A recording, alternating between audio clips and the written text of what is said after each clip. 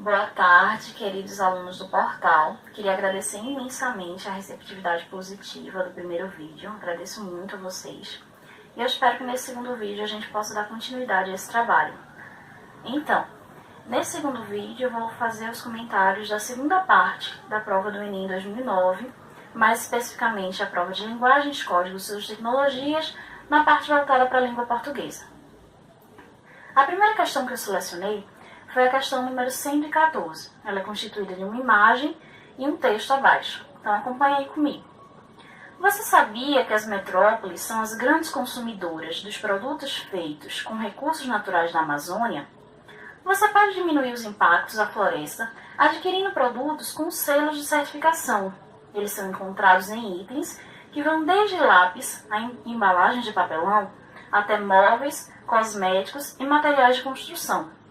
Para receber os selos, esses produtos devem ser fabricados sob 10 princípios éticos, entre eles o respeito à legislação ambiental e aos direitos de povos indígenas e populações que vivem em nossas matas nativas.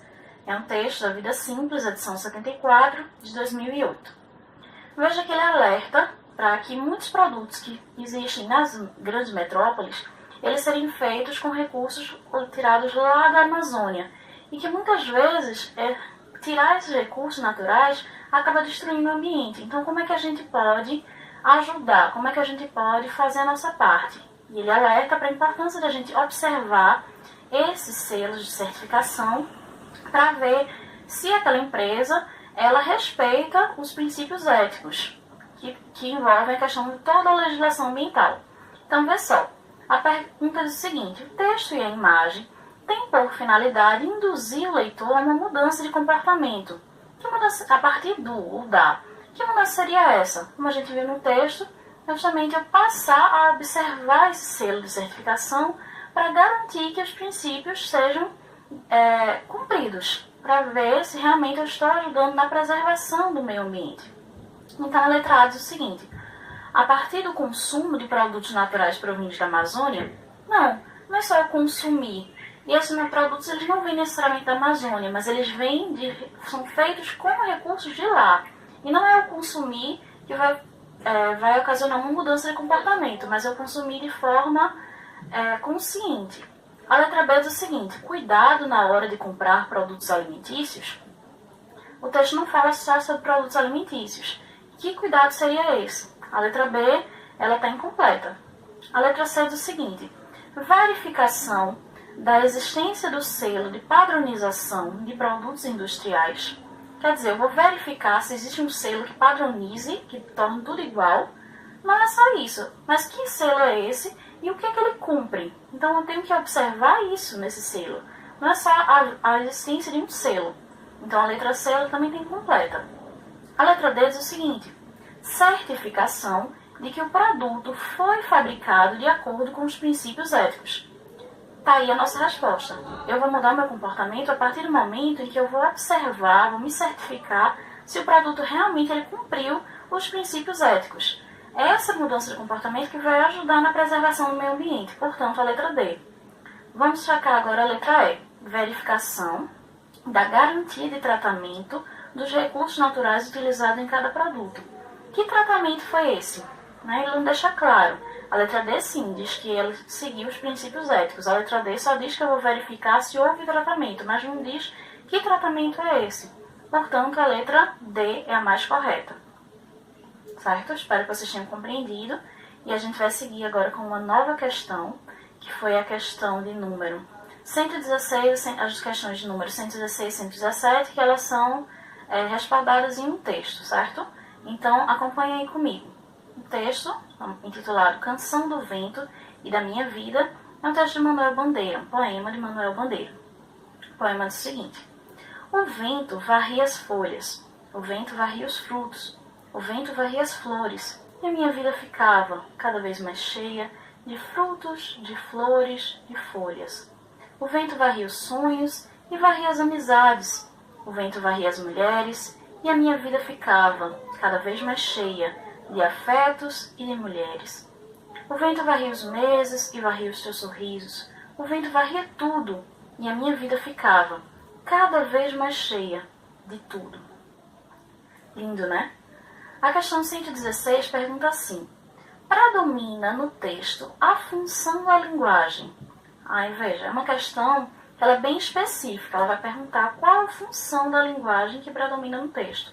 Todo texto ele tem uma determinada função, uma função sociodiscursiva, uma função na sociedade, né? Que ele vai discursar, ele vai falar sobre uma determinada coisa e ele vai interagir com o seu leitor. Então, um autor, quando ele constrói um texto, ele constrói com uma finalidade. Existe em língua portuguesa, apesar de já ser uma concepção um pouco antiga da linguagem, 6 funções, certo? Então, eu acho que nesse momento é bom a gente dar uma pausa e fazer uma pequena revisãozinha, certo?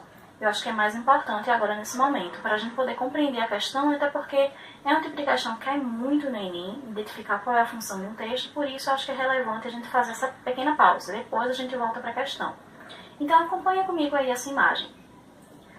Isso é uma teoria de Jacobson, certo? Uma teoria um pouco antiga, já rebatida nas universidades, mas enfim, ela ainda cai muito em concursos de forma geral, que ele considera 6 elementos principais na comunicação, quando eu construo um texto para um determinado alguém. Então, existe uma mensagem, que é o texto em si, está aí no centro, acompanha comigo. É a mensagem do meu texto, onde eu vou ter um emissor, que é aquele que constrói essa mensagem, certo? E ele constrói para quem? Para um certo receptor, certo? Então, tem um emissor que constrói uma mensagem para um receptor. Acompanhou? Então, lá em cima eu tenho um contexto. O que é isso? É aquilo sobre o que se trata a mensagem. A mensagem ela fala de um determinado assunto. Então, é o contexto. E como é que essa mensagem é veiculada? Ela é veiculada através de um canal, tá aí embaixo. Um canal por onde essa mensagem ela é estabelecida. E essa mensagem ela é construída como? De acordo com um código. De acordo com eu estabeleço um determinado código para construir aquela mensagem. Então, vamos lá. Eu, nesse momento, eu estou falando com vocês. Então, eu, teoricamente, né, segundo essa teoria, eu seria a emissora, vocês seriam os receptores. A mensagem é tudo aquilo sobre o qual eu estou falando. É tudo aquilo que eu estou dizendo, propriamente dito. Tudo que eu estou dizendo se constitui enquanto mensagem. Agora, qual é o contexto? O contexto são as questões do Enem de 2009, as questões de língua portuguesa, da prova de linguagem, escola de suas tecnologias. Qual é o canal? Vocês estão assistindo esse vídeo, é um vídeo, certo? Que ele está sendo veiculado através do canal do YouTube. Então, olha aí o nome, canal, né? Então, o canal do YouTube, né? A questão audiovisual. Então, esse seria o canal. E qual é o código que eu estou usando? Eu estou falando com vocês aqui, código. Código Morse? Não. Código é a nossa língua portuguesa. Então, esses vão ser os elementos da nossa comunicação. Todo texto ele é construído com uma função, como eu coloquei já anteriormente. Então, aquilo que eu foco mais vai ser a função da minha comunicação. Então, como assim? Se o foco está no emissor, veja aí no canto esquerdo, se o foco está no emissor, naquele que fala, então eu vou ter uma função emotiva, que está ligada ao emissor. Um diário, por exemplo, algo que eu vou expressar as minhas emoções. Então é um texto que ele está mais voltado para mim. Agora, se é um texto que ele está mais voltado para o outro, para o receptor, para aquele que recebe, é uma linguagem que a gente vai chamar de conativa ou apelativa. É o caso das propagandas, da publicidade, onde meu intuito é convencer o meu receptor. Eu não me importo mais comigo, eu me importo com o receptor. Ele é o centro do meu texto, de forma geral. Se eu foco na mensagem em si, eu não me importo comigo, eu não me importo com o receptor, eu me importo que a mensagem ela esteja bonita, ela esteja linda, então eu vou construí-la da melhor maneira possível. Aí é que a gente tem a linguagem poética, né? Então a gente vai ter a função poética. Isso não quer dizer que necessariamente seja um poema, veja, não confundir poesia e poema. Aqui a gente está tratando da função. A função dela vai ser poética. É um texto que ele é totalmente construído para ele ser bonito, digamos assim. Quando eu foco no contexto, ou seja, naquilo sobre o qual eu estou falando, eu tenho uma função referencial. Ou seja, eu estou apenas constatando fatos, o contexto. Então é o caso dos textos jornalísticos, por exemplo. Agora, o que seria quando eu foco no canal? Ou seja, no canal de comunicação. É a linguagem fática. Como assim? Oi, bom dia, tudo bem, são expressões típicas que elas não carregam em si nenhuma mensagem, não tem nenhuma preocupação com a construção dessa mensagem, ela só quer conferir se o canal ele está em funcionamento. Então, o melhor exemplo disso é quando você pega o telefone e alguém atende e você diz alô, ele disse alô, eu estou testando o meu canal, que no caso é o telefone, para a partir então construir uma mensagem. Então, nesses momentos, oi, tudo bom? Nossa, o dia hoje está tão frio, está lá e puxa assunto com alguém da fila. Então, assim, essa função naquele momento é a função fática, estabelecer uma comunicação, testar o meu canal. E o código, como eu disse, vai ser a nossa própria língua, vai ser o código que eu vou utilizar para falar em uma determinada linguagem. Então, se o foco é o código, a gente vai dizer que a gente tem uma função chamada de metalinguística. Quando é que a gente tem a função metalinguística? Os dicionários, por exemplo, onde eu vou ter o código falando do próprio código, certo? Eu vou ter palavras para explicar o que palavras são. Forma os manuais de instrução. E um outro exemplo também, quando a gente encontra uma poesia, digamos, para explicar o que é poesia, como se faz poesia. Eu ensino a fazer poesia fazendo uma poesia. Isso é metalinguagem. Eu estou usando a linguagem para falar dela mesma. Eu estou usando um código, que é a poesia, para falar do próprio código, que é a poesia. Portanto, eu tenho metalinguagem. Enfim, depois de toda essa recapitulação, que eu acho extremamente necessária, agora a gente vai poder voltar para a questão, certo? Veja, o poema, né? Canção do Vento da Minha Vida. Qual é a função que predomina nesse poema? É a função fática, que é a letra A. O autor ele procura testar esse canal de comunicação, como eu disse, no caso de um telefonema, por exemplo? Não tem nada a ver. Ele não está testando nenhum canal. Ele não está dizendo bom dia, boa tarde, boa noite, oi, tudo bom? Tem nada a ver. Ele está trazendo uma mensagem de uma forma poética. Não tem absolutamente nada a ver com a letra A.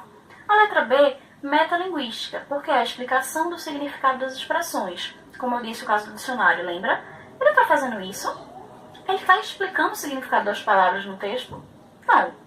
A letra C, a conativa, também chamada de apelativa, que foi o que eu falei para vocês. Uma vez que o leitor é provocado a participar em uma ação, ou seja, o receptor seria o mais importante. Lembra que eu falei do caso da publicidade, propaganda? Não é esse caso. A importância dele não é o receptor. Ele quer expressar um sentimento. Então, assim, o receptor não é o centro da atenção, digamos assim, nesse exato momento. Referencial, ou seja, quando eu foco no meu referente, no meu contexto, já que são apresentadas informações sobre acontecimentos e fatos reais, não. Lembra que eu falei? Essa função está mais atrelada ao texto jornalístico, ao texto mais formal, certo? Onde eu tenho informação, um fato para trazer. Não é o caso disso daqui. Portanto, não sobra a letra E. É uma função poética, pois chama-se a atenção para a elaboração especial e artística da estrutura do texto. Acho engraçado, e aqui só um comentário particular, que a questão não traz, né, até porque são 5 alternativas só, a função emotiva, né, que seria focada no emissor, que talvez seria o mais apropriado, já que ele está falando dos sentimentos dele, as mulheres da vida dele, né, os frutos, as flores, o afeto, a minha vida ficava cada vez mais cheia. Ele está tratando de uma emoção ao longo do texto. Então veja que as funções elas meio que elas se unem também, uma coisa não exclui a outra. Então talvez o Enem não tenha colocado a função emotiva para não ter essa confusão. Então aqui, entre as 5 alternativas, fica claro que a função poética é a que predomina, né? Então a gente só teria a letra E. Portanto, a resposta certa é ela.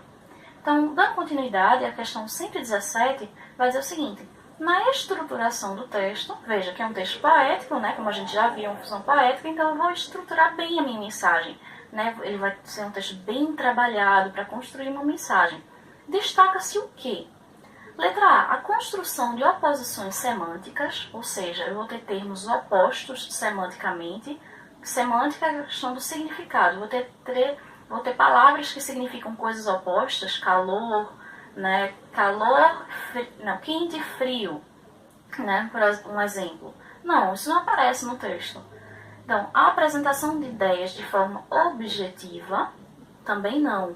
Por quê? É uma poesia, um poema. Ele está tratando de questões subjetivas, ou seja, da forma individual de Manuel Bandeira sentir, né, como era a canção do vento da minha vida. Veja que é um texto totalmente subjetivo e não objetivo, como seria um texto jornalístico, por exemplo. A letra C diz o seguinte: o emprego recorrente de figuras de linguagem. Opa, a gente trabalhou figuras de linguagem. Poderia pensar, é um texto poético e as figuras de linguagem podem aparecer, né? Ela é própria, né, da poesia, uma linguagem própria da poesia. Mas ele dá um exemplo com o eufemismo.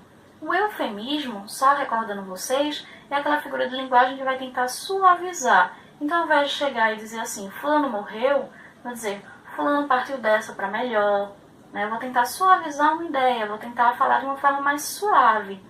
Não é isso que acontece no texto. A gente não vê em nenhum momento o exemplo de eufemismo. Procurando, né, se vocês forem reler o texto, vocês não vão encontrar um exemplo de eufemismo propriamente dito. A letra D diz o seguinte: a repetição de sons, veja que é uma coisa que é comum, né, no poema também, e de construções sintáticas semelhantes. A sintaxe é aquela construção, assim, digamos, sujeito, verbos, objetos. Eu vou ter uma construção que se repete, semelhante. Vamos ver.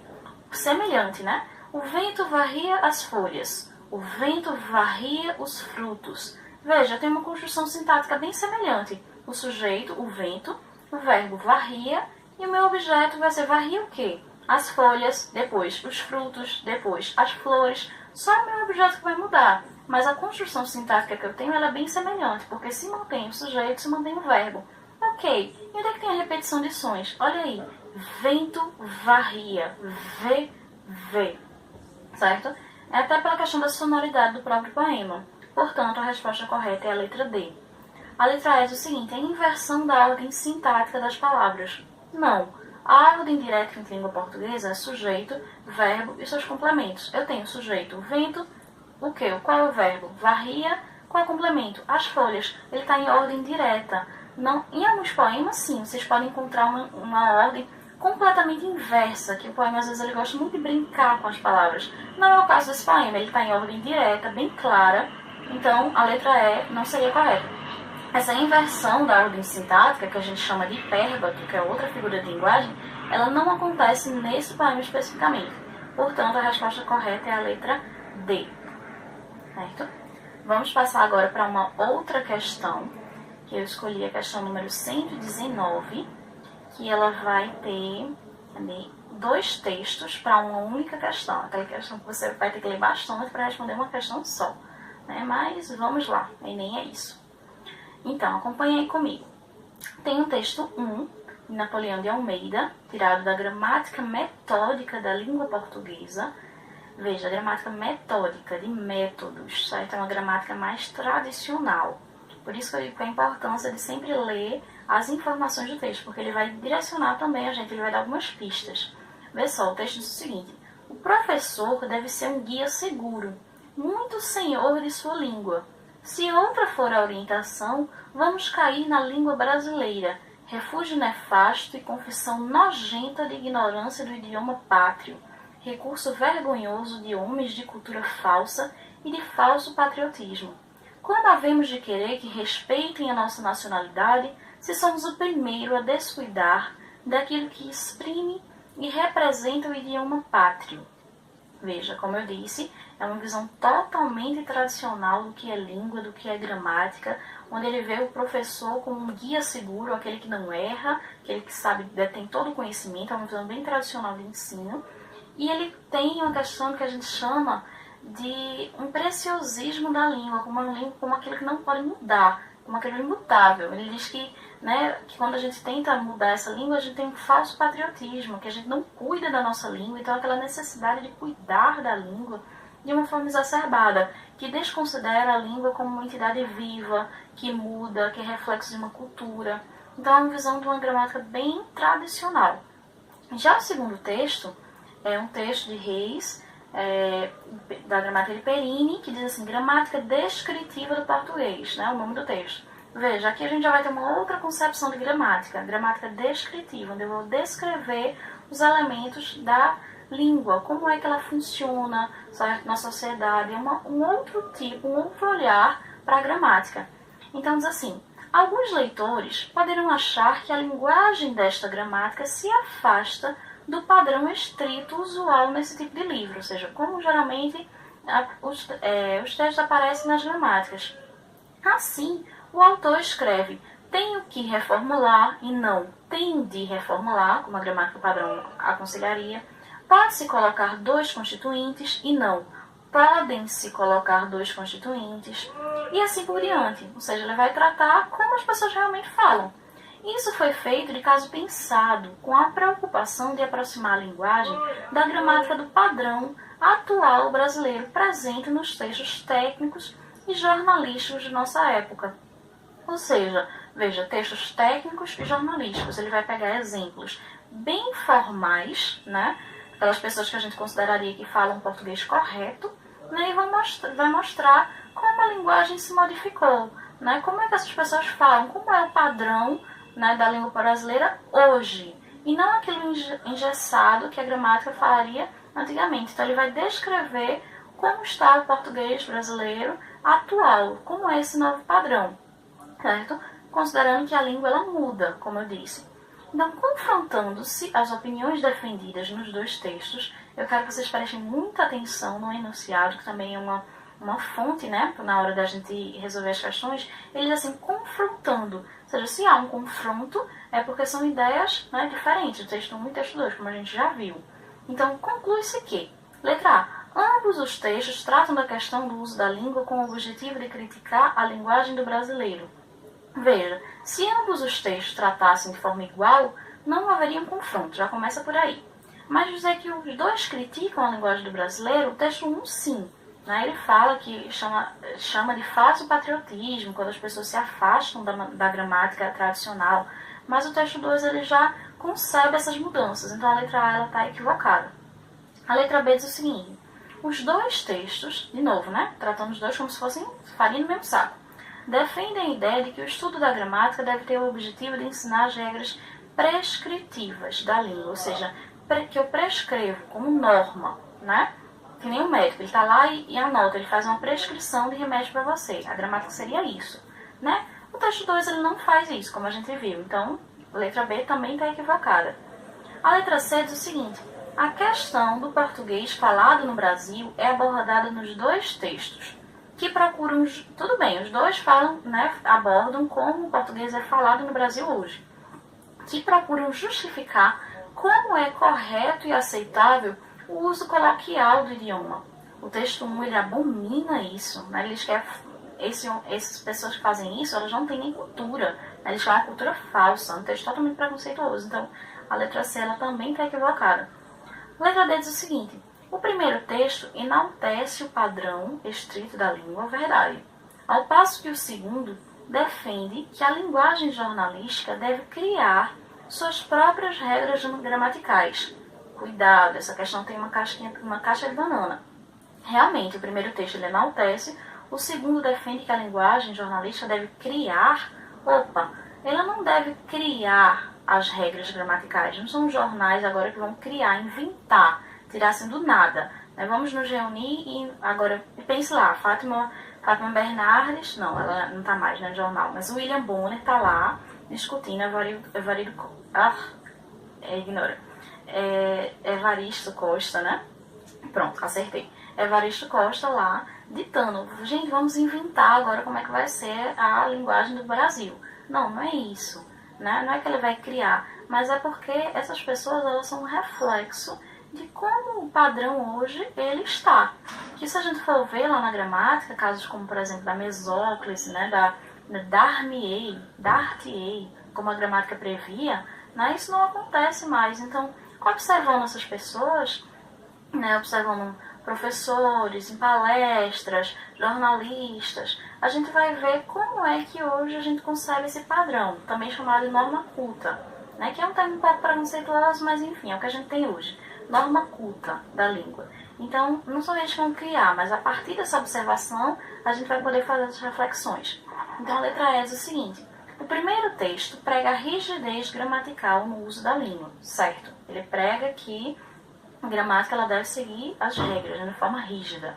O segundo defende uma adequação da língua ao padrão atual brasileiro. Tá aí a nossa resposta. A gramática ela deve se adequar a como a gente tem, como o padrão, né, do Brasil hoje ele acontece. Portanto, a resposta correta é a letra E. Esse tipo de questão está sendo cada vez mais recorrente no Enem, então, nas questões de linguagens, códigos, tecnologias, então eu aconselho vocês a estudarem sobre esse assunto. Tem um texto bem interessante de Círio Pocente, que é Por que não, e o não entre parênteses, ensinar gramática nas escolas. E aí ele vai fazer a distinção entre quais são os tipos de gramática que a gente tem. Existem vários outros textos que falam sobre isso, mas esse texto é bem curtinho, certo? Eu recomendo vocês para tentarem entender um pouco mais sobre esse assunto, que ele está sendo um tema cada vez mais criticado, falado, cobrado, certo? Então, eu aconselho vocês. Vamos agora dar prosseguimento com um texto que ele vai dar subsídios para a gente resolver as questões número 121 e 122. Acompanhe aí comigo o texto. Quando eu falo com vocês, procuro usar o código de vocês. A figura do índio no Brasil de hoje não pode ser aquela de 500 anos atrás, do passado, que representa aquele primeiro contato. Da mesma forma que o Brasil de hoje não é o Brasil de ontem, tem 160 milhões de pessoas com diferentes sobrenomes. Vieram para cá asiáticos, europeus, africanos, e todo mundo quer ser brasileiro. A importante pergunta que nós fazemos é: qual é o pedaço de índio que vocês têm? O seu cabelo? São seus olhos? Qual é o nome da sua rua? O nome da sua praça? Enfim, vocês devem ter um pedaço de índio dentro de vocês. Para nós, o importante é que vocês olhem para a gente como seres humanos, como pessoas que nem precisam de paternalismos, nem precisam ser tratadas com privilégios. Nós não queremos tomar o Brasil de vocês. Nós queremos compartilhar esse Brasil com vocês. É um texto de Terena, do livro Saberes Globais e Saberes Locais. A questão 121 pergunta o seguinte: os procedimentos argumentativos utilizados no texto permitem inferir, ou seja, eu vou deduzir o quê? Que o ouvinte, leitor, no qual o emissor foca o seu discurso, pertence. Aí volta para aquela questão das funções da linguagem que a gente vem discutindo. O texto foi produzido por um determinado emissor, que ele vai focar o seu discurso para um determinado receptor. E esse receptor ele pertence a que grupo? A questão vai perguntar. Ao longo do texto, a gente vê que ele faz essa distinção, ela faz essa distinção muito nitidamente, quando diz assim: a gente, vocês, né? Eu, vocês. Sempre faz essa distinção entre esses grupos. Então, a que grupo esse receptor ele pertence? A letra A diz que é o mesmo grupo do falante e autor? Não, senão não haveria essa distinção. Letra B. Há um grupo de brasileiros considerados como não índios. Essa é a alternativa correta. Ela sempre se coloca enquanto índia, né? E mostra que eles estão procurando o quê? O respeito, estão procurando compartilhar o Brasil com esses povos chamados de povos não índios, que é considerado por todos.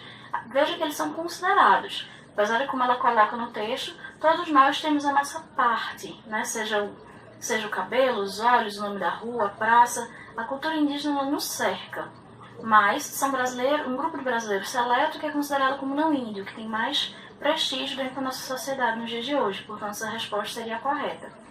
A letra C diz que é um grupo étnico que representa a maioria europeia que vive no Brasil, no país. É colocado no texto que vieram para cá asiáticos, europeus, africanos, uma série de povos, né? Então a letra C ela não estaria correta. A letra D diz que é um grupo formado por estrangeiros que falam português. Esse texto é voltado para os brasileiros. A gente percebe isso ao longo do texto, portanto essa não seria a resposta correta.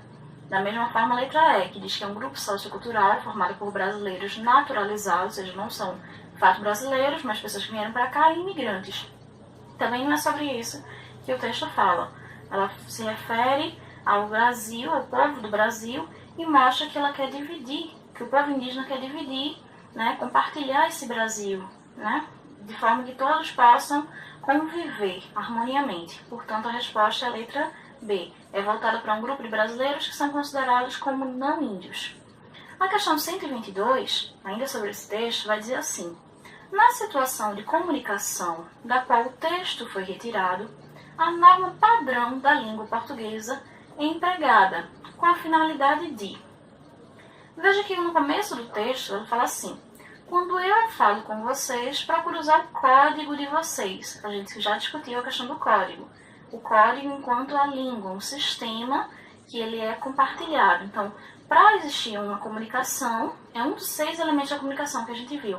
É preciso que a gente esteja falando o mesmo código, para que eu possa entender a outra pessoa. Se eu ir falando francês com um russo e esse russo não compreende francês, não vai haver comunicação efetiva. Então ela diz: quando eu falo com vocês, procuro usar o código de vocês. Ou seja, deixa o dialeto indígena e passa a usar o código dos brasileiros, que já é um código alterado após 500 anos, e vai dizer que da mesma forma os índios também, né, passaram por modificações. A cultura indígena passou por modificações, e assim são as culturas. Então a letra A diz que ela usa essa norma da língua portuguesa para quê? Para demonstrar a clareza e a complexidade na nossa língua materna? Não. Ela usa para ser compreendida. Até porque, se houvesse complexidade, não haveria essa comunicação, se fosse tão complexo assim. A letra B diz que é situar os dois lados da interlocução, ou seja, tanto quem fala como quem escuta ou quem lê, em posições simétricas, ou seja, harmônicas, colocar os dois no mesmo patamar. Está aí a nossa alternativa. Ela usa o código para que eles fiquem em posições simétricas, para que as pessoas possam compreendê-la e ela se faça entender. Por isso, a adoção do código língua portuguesa, é a letra B. A letra C diz o seguinte: comprovar a importância da correção gramatical nos diálogos cotidianos. A correção gramatical, de fato, é importante e pode servir em diversos momentos, mas em diálogos cotidianos, não. A conversa aqui, o texto não parte de um diálogo cotidiano. É um texto formal que foi escrito para passar uma mensagem, para deixar claro um posicionamento. Não é um diálogo cotidiano. Lá onde ela mora, ela vai adotar um outro dialeto, uma outra língua. Então, não tem nada a ver. A letra D diz o seguinte: mostrar como as línguas indígenas foram incorporadas à língua portuguesa. Muitas palavras foram de fato incorporadas ao léxico, ou seja, ao nosso conjunto de palavras já foram dicionarizadas. Porém, dizer que a língua indígena já foi incorporada à língua portuguesa não é verdade, senão ela não precisaria dizer que está adotando um outro código para poder se comunicar. Então, não seria essa alternativa. E a letra E, ressaltar a importância do código linguístico que adotamos como língua nacional. Ela não está usando para mostrar que a língua nacional é importante, porque a língua dela também é, todas as línguas também o são. Ela está fazendo, como eu disse, para se fazer compreender. Portanto, a alternativa certa é a letra B. Espero que vocês tenham compreendido essa questão e vamos partir agora para uma próxima. Eu escolhi a questão de número 124, que vai tratar da questão das figuras de linguagem. Então, acompanhe aí comigo. Oxímoro ou paradoxismo é uma figura de retórica em que se combinam palavras de sentido oposto que parecem excluir-se mutuamente, mas que, no contexto, reforçam a expressão. Esse verbete foi tirado do dicionário eletrônico Rose, da língua portuguesa, e vai explicar o que significa oxímoro ou paradoxismo, também chamado de paradoxo, né? Vai ser uma figura de retórica, ou seja, a retórica, né, a arte utilizada na Grécia Antiga, a arte de falar bem, né, que vai combinar palavras que têm um sentido oposto, mas que naquele contexto elas se integram, elas fazem algum sentido.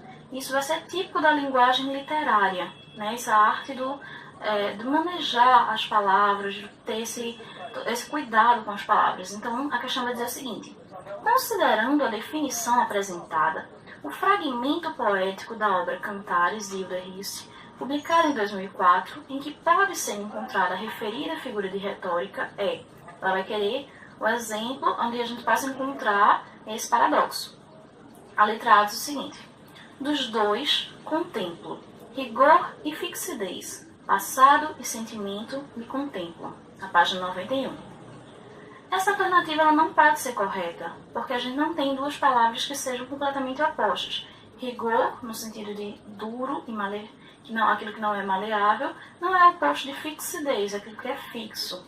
Talvez a pessoa poderia confundir com flexibilidade, com flexidez, mas não tem a ver aqui. Da mesma forma, passado e sentimento também não são coisas que se opõem. Então, a letra A ela está incorreta. Letra B. de sol e lua, de fogo e vento, de enlaço. Talvez essa alternativa pode acabar confundindo algumas pessoas, mas sol e lua não são coisas opostas, dois astros que coexistem. Fogo e vento também não são opostos. Uma coisa é dizer quente e frio. Isso são duas coisas totalmente opostas. Amor, ódio. Mas fogo, vento, sol, lua não são paradoxos, certo? A letra C diz o seguinte: areia, vou sorvendo a água do teu rio. Normalmente a questão, né, da areia, né, da praia e a água, né? Mas também não se configura enquanto oposição, certo? A letra D: ritualiza a matança de quem só te deu vida e me deixa viver nessa que morre. Veja, eu entender que alguém deixa viver em uma pessoa que morre. Viver e ela está morrendo. Isso torna paradoxal. Como é que ela pode estar vivendo e estar morrendo ao mesmo tempo? Isso daí, a gente tem um exemplo claro de paradoxo, portanto seria a letra D. Só deixando claro que o paradoxo é quando a antítese ela chega ao seu máximo. Eu posso ter, por exemplo, como eu disse, calor e frio, né? Isso são duas palavras antitéticas. Existe um caso de antítese aí. Mas quando eu digo que alguém está morrendo de calor e de frio, como é que a pessoa pode sentir as duas coisas ao mesmo tempo? Então isso se torna um paradoxo, ou seja, é um pouco ilógico. Então somente dentro de um contexto eu vou conseguir fazer essa construção. A letra E diz o seguinte: o bisturi e o verso, dois instrumentos entre as minhas mãos. Bisturi e verso, duas coisas que não se opõem, só são coisas diferentes. Então a letra E não estaria correta, portanto a resposta certa é a letra D. Vamos partir agora para uma outra questão. Escolhi a questão número 125. Acompanhe aí comigo. A gente tem um texto, né, que diz assim: cara, se tipo assim, o seu filho escrever como fala, ele tá ferrado. É um texto, né, que estava exposto na revista Veja, de 7 de maio de 1997. Na parte superior do anúncio, há um comentário escrito à mão, que aborda a questão das atividades linguísticas e sua relação com as modalidades oral e escrita da língua. Esse comentário deixa evidente uma posição crítica quanto a usos que se fazem da linguagem, enfatizando ser necessário, e ele vai dar uma série de informações. Veja que aqui ele está tratando da questão da variação linguística, mais especificamente das duas modalidades, né? Modalidade oral e modalidade escrita, mostrando como a língua ela varia de acordo com essas duas modalidades. Lógico que dentro da modalidade oral também existem suas variações. Por exemplo, você não fala da mesma forma com seus amigos como você fala com o professor, como falaria com o presidente, por exemplo, como falaria com um juiz. Então existem variações dentro da própria oralidade, mas em geral entende-se que a oralidade ela é um pouco mais informal e a escrita é o momento em que a gente se atém mais às chamadas regras gramaticais e exige um pouco mais de rigidez. Isso é o que é comum assim, de se pensar, mas como eu disse, existem variações em ambas. E aí ele mostra, né, como se a gente fosse escrever da maneira que fala. Cara, se tipo assim, olha a gíria aparecendo, tipo assim, o seu filho escrever como fala, ele tá ferrado. O tá, a contração do verbo estar, e ferrado, uma coisa completamente informal também. Por que ele tá ferrado? Aí, né, toda uma questão na crítica, mostrando que na escrita a gente precisa se ater mais a algumas normas, procurar ser mais formal, tudo isso. Então, ele vai enfatizar o que com isso? É necessário o quê? Letra A. Implementar a fala, tendo em vista maior desenvoltura, naturalidade e segurança no uso da língua? Não, ele não está fazendo uma crítica à fala. Na verdade, ele pode falar sim. O que ele não pode é escrever dessa forma, segundo esse anúncio. Uma coisa é ele falar assim com os amigos dele, outra coisa é ele trazer isso para o campo da escrita. Então, não é implementar a fala, mas ter o cuidado na hora da escrita. Letra B. Conhecer gêneros mais formais da modalidade oral. Lembra que eu falei que a modalidade oral também pode ser formal? A gente tem o júri simulado, a gente tem mesas redondas, palestras. Todos esses são gêneros textuais da modalidade oral que são altamente formais. Mas será que ele precisa conhecer esses gêneros para obtenção de clareza da comunicação oral e escrita? Ele não está mostrando aqui no texto que ele precisa aprender a falar melhor, mas ter o cuidado na hora de escrever. É isso que esse anúncio quer chamar a atenção. Portanto, a letra B também está incorreta. A letra C. Dominar as diferentes variedades do registro oral da língua portuguesa. Novamente, ele não está preocupado com a ampliação, né, dos conhecimentos dos usos dos gêneros orais. Para escrever com adequação, eficiência e correção. Não. Letra D. Empregar vocabulário adequado e usar regras da norma padrão da língua em se tratando da modalidade escrita. Agora sim, veja que ele não usa a concepção de certo e errado, né, na noção de erro. Isso já foi algo que vem sendo abolido. Não é a questão da linguagem estar errada, mas ela está adequada a um contexto. E que contexto seria esse? A modalidade escrita. Eu vou ter que usar um vocabulário adequado para a modalidade escrita, né? Isso é o que a questão está querendo problematizar. Certo? Portanto, a alternativa seria essa. Embora a gente saiba que a modalidade escrita ela também dá margem para a escrita informal. A gente tem as conversas no bate-papo, a gente tem o WhatsApp, tem o Facebook, etc. Mas esse anúncio ele está querendo chamar a atenção para a importância do estudo da ortografia, do estudo da modalidade escrita. É um anúncio. E essa foi a forma como ele achou de chamar a atenção do leitor. Portanto, a alternativa certa é a letra D. Vamos ver a letra E? Do seguinte: utilizar recursos mais expressivos e menos desgastados da variedade padrão da língua para se expressar com alguma segurança e sucesso. Não tem nada a ver. Utilizar recursos mais expressivos, que recursos seriam esses? Menos desgastados, ou seja, menos usados, usar coisas assim muito formais, que aquelas palavras que ninguém utiliza. Ele não está dizendo para a necessidade disso, mas como ele ironiza, né, a necessidade de não utilizar gírias, de não colocar abreviações. É isso que o texto critica. Portanto, a alternativa certa seria a letra D, é a mais completa. Certo? Espero que tenha ficado claro. A gente vai agora analisar um próximo texto, que ele vai servir de base para duas alternativas, aliás, duas questões, as questões 126 e 127. Então acompanhe aí comigo. Como vocês estão vendo, tem só a questão 126, porque não coube numa imagem só, aí depois eu trago a questão 127. Então vamos ver. O texto diz o seguinte: Senhor Prefeito, junte-se a nós na luta contra a dengue. A sua participação é fundamental.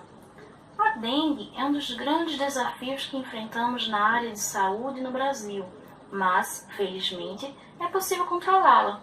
Para isso, é necessário que os governos estaduais e municipais e o governo federal trabalhem juntos. Nesse sentido, a sua atuação como prefeito é fundamental. Organize mutirões envolvendo líderes comunitários da sua cidade para lutar contra a dengue. No site www.combatadengue.com.br há todas as informações necessárias para auxiliá-lo, inclusive com materiais para download de uso livre. A mobilização social é a chave para o sucesso no combate à dengue. Um texto do Ministério da Saúde aqui do Brasil.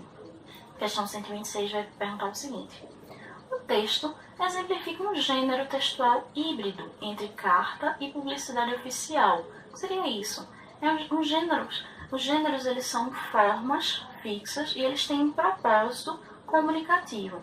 Mas essas formas elas podem ser alteradas de acordo com necessidades reais. Então, assim, um gênero ele não está estanque, né? Como ele está passível de mudanças. Né? Então, a todo momento nascem diversos gêneros, inclusive gêneros híbridos, ou seja, que misturam um gênero e outro. Nesse caso daqui, a gente percebe, né, a questão da carta, veja, senhor prefeito, esse vocativo que começa lá em cima, né, esse chamamento, para dizer com quem se fala.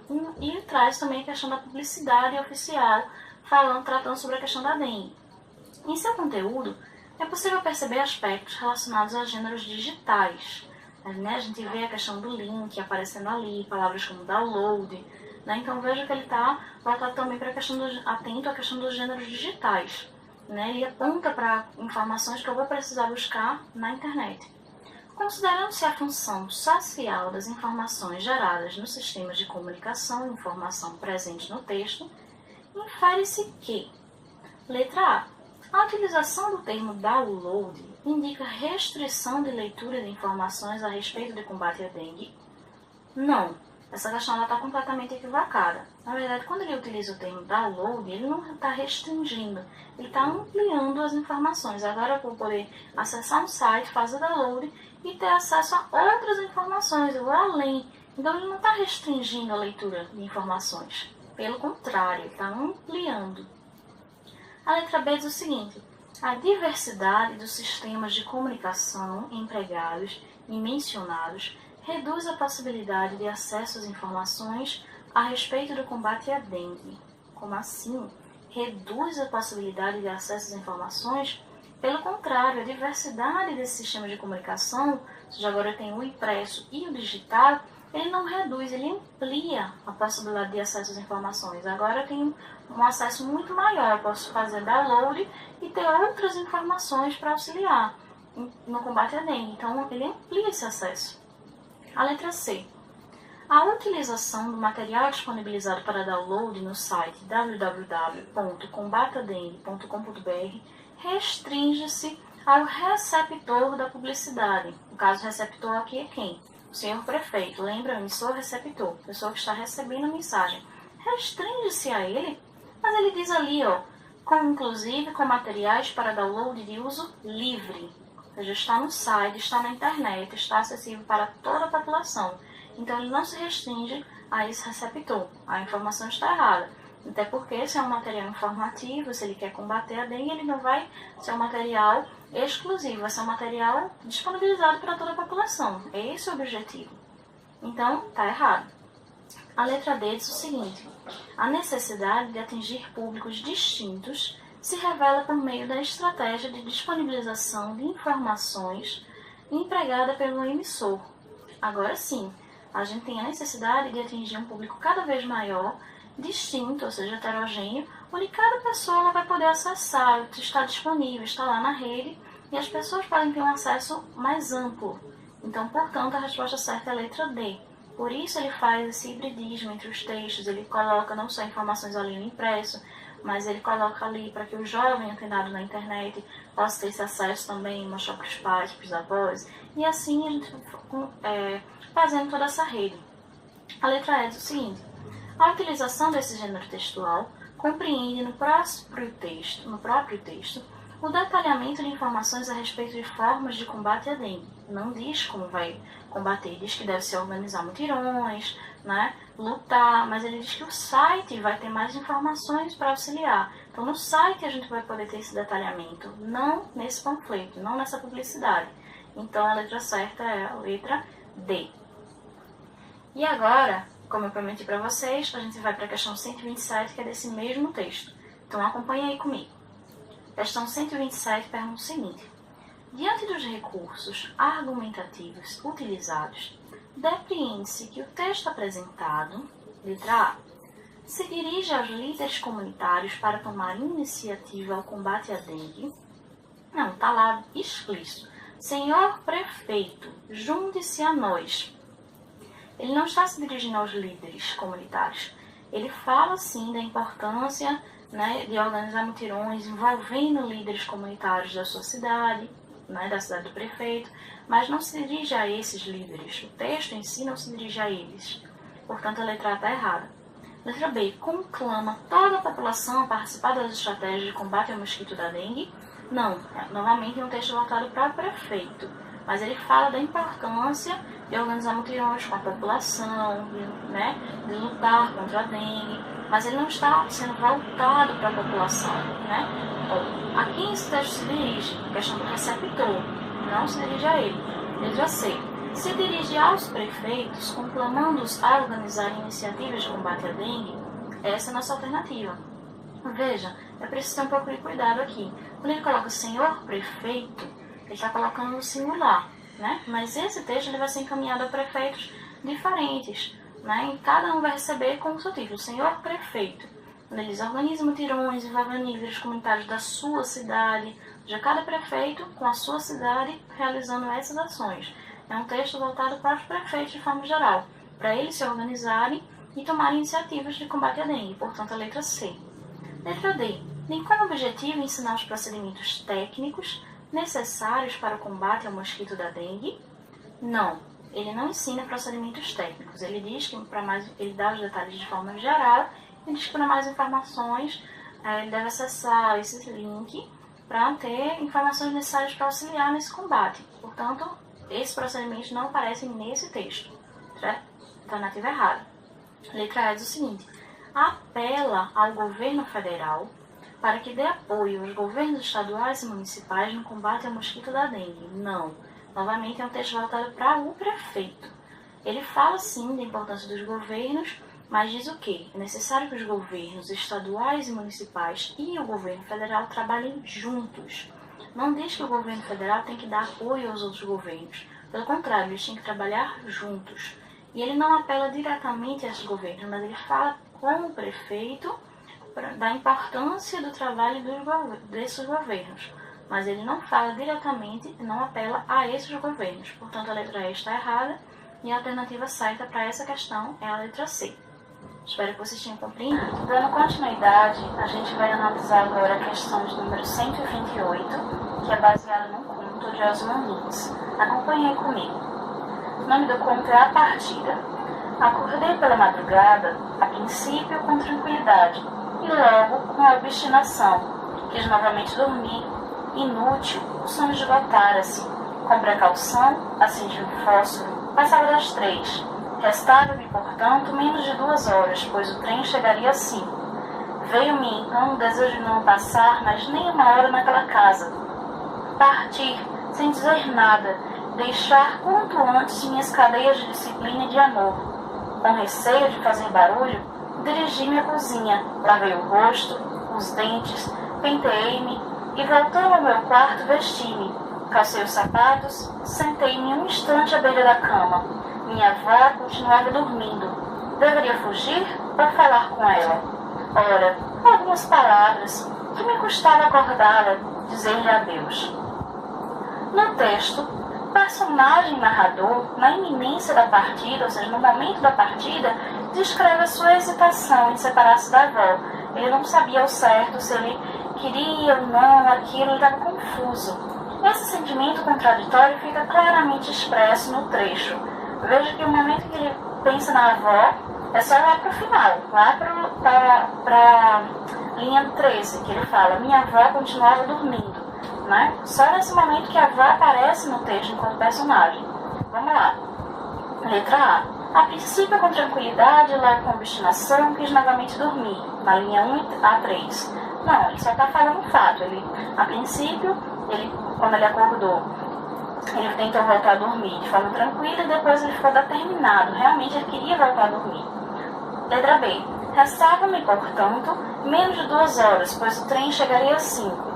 Só descritivo, ele não tá falando ainda da avó. Letra C. Calcei os sapatos, sentei-me um instante à beira da cama. Mesma coisa, ele está descrevendo a situação. Letra D. Partir, sem dizer nada, deixar quanto antes minhas cadeias de disciplina e amor, nas linhas 7 a 9. É o desejo dele, ele ainda não está falando da avó. Agora a letra E. Deveria fugir ou falar com ela? Com ela quem? Com a avó. Volta para o texto. Minha avó continuava dormindo. Deveria fugir ou falar com ela?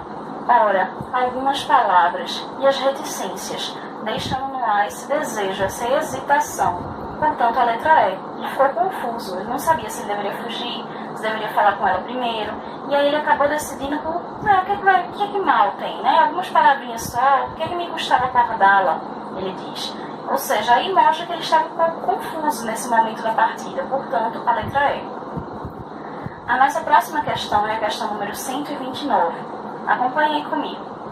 Serafim da Silva Neto defendia a tese da unidade da língua portuguesa no Brasil, entrevendo que no Brasil as delimitações dialetais, ou seja, os dialetos, a forma de falar, espaciais, não eram tão marcadas como as isoglosas. E aí tem lá embaixo uma nota de rodapé dizendo que isoglossa é a linha imaginária que em um mapa une os pontos de ocorrência de traços de fenômenos linguísticos idênticos. Não eram tão marcados como as isoglossas da România Antiga, ou seja, na România Antiga a gente percebia mais claramente as demarcações geográficas onde mudava a forma de cada pessoa falar. Mas Paul Tasser na sua História da Língua Portuguesa, reconhece que na diversidade socioletal, essa pretensa unidade se desfaz. Por que pretensa? Porque para Serafim da Silva Neto, ele acreditava que havia uma unidade na língua portuguesa, ou seja, uma língua homogênea. Mas Paulo Teisser discorda disso. Ele diz que a realidade, porém, é que as divisões dialetais no Brasil são menos geográficas que socioculturais, ou seja, menos... a geografia importa, mas importa mais as questões socioculturais para ele. Ele diz o seguinte: as diferenças na maneira de falar são maiores num determinado lugar, ou seja, no mesmo lugar, no mesmo território geográfico, as diferenças são maiores entre um homem culto e um vizinho analfabeto, que entre dois brasileiros do mesmo nível cultural originários de duas regiões distantes uma da outra. De acordo com as informações presentes no texto, os pontos de vista de Serafim da Silva Neto e de Paulo Teisser convergem em relação, eles concordam em relação ao quê? Primeiro, a letra A influência dos aspectos socioculturais nas diferenças de falares entre indivíduos, pois ambos consideram que pessoas de mesmo nível sociocultural falam de forma semelhante. Errado. Teisser discorda disso. Ele diz que pessoas que têm nível sociocultural diferente, elas vão ter formas de falar diferente. Ele fala do homem culto e do seu vizinho analfabeto. Então, essa alternativa está errada. Letra B. A delimitação dialetal no Brasil assemelhar-se ao que ocorria na România Antiga? Não. Ele diz, para Serafim da Silva Neto, ele coloca aqui, as delimitações dialetais não eram tão marcadas, né, quanto na România Antiga. Então, ele não está dizendo que se assemelha. Letra C. A variação sociocultural entre brasileiros de diferentes regiões, pois ambos consideram um fator sociocultural de bastante peso na constituição das variedades linguísticas do Brasil. Teisser concorda com isso, mas para Serafim ele não vai defender essa questão sociocultural, ele vai falar só da questão espacial. Então a letra C não é um ponto que é comum aos dois. A letra D. A diversidade da língua portuguesa na România Antiga, que até hoje continua a existir, manifestando-se nas variantes linguísticas do português atual no Brasil? Não. Ele diz que difere da questão da România Antiga. Então, ele não é o mesmo tipo de diversidade. Portanto, a letra D também está errada. Então, olha aí a letra E. A existência de delimitações dialetais geográficas pouco marcadas no Brasil, embora cada um enfatize aspectos diferentes da questão. Ou seja, para Serafim Neto, ele vai considerar a questão das delimitações geográficas, dizendo que elas não são tão marcadas, mas elas são marcadas, elas não são tão marcadas, já que enquanto a România Antiga. Então ele vai para um contexto mais histórico. Teisser faz o quê? Ele vai mais para um contexto cultural. Ele diz que existem poucas, realmente, as delimitações geográficas, porque o sociocultural acaba tendo um peso muito maior. Mas os dois acabam falando da questão geográfica. Então é uma questão que pede a comparação dos dois textos, aliás, dois textos não, mas duas opiniões, né, o que o Enem costuma muito fazer. Então, trabalhando com essa habilidade de vocês de conseguir confrontar duas ideias. Nesse caso, ver o que elas têm em comum, mesmo sendo tão diferentes. Isso é uma questão bem interessante. E agora a gente vai para a nossa última questão desse vídeo, que é a questão do número 131. Ela diz assim, acompanha. Compare os textos 1 e 2 a seguir, que tratam de aspectos ligados a variedades da língua portuguesa no mundo e no Brasil. O texto 1, Bagoto, Línguas do Brasil, de 2009. Acompanhando os navegadores, colonizadores e comerciantes portugueses em todas as suas incríveis viagens a partir do século XV, o português se transformou na língua de um império. Nesse processo, entrou em contato forçado, mais das vezes, amigável em alguns casos, com as mais diversas línguas, passando por processos de variação e de mudança linguística. Assim, contar a história do português do Brasil é mergulhar na sua história colonial e de país independente, já que as línguas não são mecanismos desgarrados dos povos que as utilizam. Nesse cenário, são muitos os aspectos da estrutura linguística que não só expressam a diferença entre Portugal e Brasil, como também definem no Brasil diferenças regionais e sociais. Ou seja, é um texto que considera a questão de Portugal, da importância de Portugal para o Brasil, mas coloca as questões das mudanças linguísticas enquanto aspectos sociais que o Brasil vai sofrer ao longo de todo esse tempo, que acaba diferenciando as duas línguas. O texto 2 diz o seguinte: barbarismo, é um texto de Barros, né, antes de começar, da gramática da língua portuguesa, é um texto bem antigo, de 1957. Ele vai dizer o seguinte: barbarismo é o vício que se comete na escritura de cada uma das partes da construção ou na pronunciação. E em nenhuma parte da terra se comete mais essa figura da pronunciação que nestes reinos, por causa das muitas nações que trouxemos ao jugo de nosso serviço. Porque, bem como os gregos e romanos, haviam por bárbaras todas as outras nações estranhas a eles, por não poderem formar sua linguagem. Assim, nós podemos dizer que as nações da África, Guiné, Ásia, Brasil, barbarizam quando querem imitar a nossa. É um texto bem preconceituoso, que ele vai tratar como barbarismo, ou seja, como questão de erro, né, de um vício de linguagem, barbarismo quanto vício de linguagem, tudo aquilo que foge do padrão da linguagem de Portugal, né, da língua portuguesa de Portugal, os reinos, as colônias que fogem a ele, que destroem, na opinião dele, a língua, e que esse contato acabou trazendo muitos barbarismos para Portugal, coisas estranhas na concepção dele. Então, os textos abordam o contato da língua portuguesa com outras línguas e processos de variação e de mudanças decorridas nesse contato. Da comparação entre os textos, conclui-se que a posição de João de Barros, o texto 2, em relação aos usos sociais da linguagem, revela: letra A. Uma atitude crítica do autor quanto à gramática que as nações, a serviço de Portugal, possuíam, e ao mesmo tempo de benevolência quanto ao conhecimento que os povos tinham de suas línguas. Ele não está sendo nem um pouco benevolente. Ele não se importa com o conhecimento que os povos tinham de sua língua, desde que isso não contaminasse a língua do seu reino. Então, letra A, incorreta. Letra B, atitude preconceituosa, tudo bem, relativa a vícios culturais, muito mais vícios de linguagem do que vícios culturais, das nações sob domínio português, dado o interesse dos falantes dessa língua em copiar a língua do Império. Eles não tinham interesse de copiar a língua do Império, mas para ele, eles acabavam corrompendo essa língua a partir do momento que eles acrescentavam novas palavras, eles modificavam. Eles não tinham o sentido de copiar. Para ele, o interessante era que eles copiassem, porque para ele a linguagem de Portugal era a correta. A partir do momento que eles trazem diferenças, isso se constitui enquanto barbarismo, portanto a letra B está incorreta. Letra C. O desejo de conservar em Portugal as estruturas da variante padrão da língua grega em oposição às consideradas bárbaras, em vista da necessidade de preservação do padrão de correção dessa língua à época. Essa alternativa ela confunde um pouco, mas veja que ela está errada porque ele diz que Portugal quer conservar as estruturas da língua grega, e não é. Ele faz uma comparação, que da mesma forma como aconteceu com os gregos e romanos, na época das dominações, né, na Antiguidade Clássica, ele vai dizer que o mesmo estava acontecendo com Portugal, com as terras dominadas, que eles já vinham perdendo espaço e deixando os barbarismos entrar. Né, uma visão completamente preconceituosa e colocada, como eu disse. A letra C, portanto, ela está errada, porque ele não quer manter essas estruturas da língua grega, ele está fazendo uma comparação. A letra D diz o seguinte: a adesão à concepção de língua como entidade homogênea e invariável, e negação da ideia de que a língua portuguesa pertence a outros povos.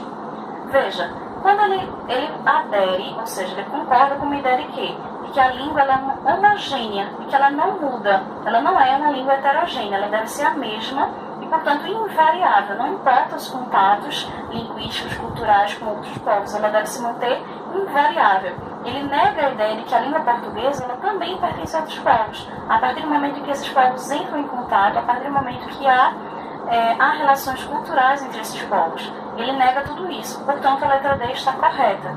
E a letra E, por que não seria? Atitude crítica que se estende à própria língua portuguesa, por se tratar de sistema que não se disporia de elementos necessários para a plena inserção sociocultural de falantes não nativos de português. Para ele, a língua portuguesa ela disporia de elementos, sim. Para ele, a língua portuguesa era completa, e, portanto, ela deveria ser seguida pelos outros povos. E não dizer que esse sistema ele não é suficiente para outros povos. Ele queria dominar, ele queria levar esse sistema, esse código linguístico para os povos dominados. Uma vez que língua, como a gente já conversou em aulas, língua também é poder, certo? Espero que vocês tenham compreendido essa e as outras questões. Quaisquer dúvidas eu me coloco à disposição de vocês. Muito obrigada pela paciência e pelo carinho de todos vocês. Um beijão e até uma próxima. Tchau, tchau.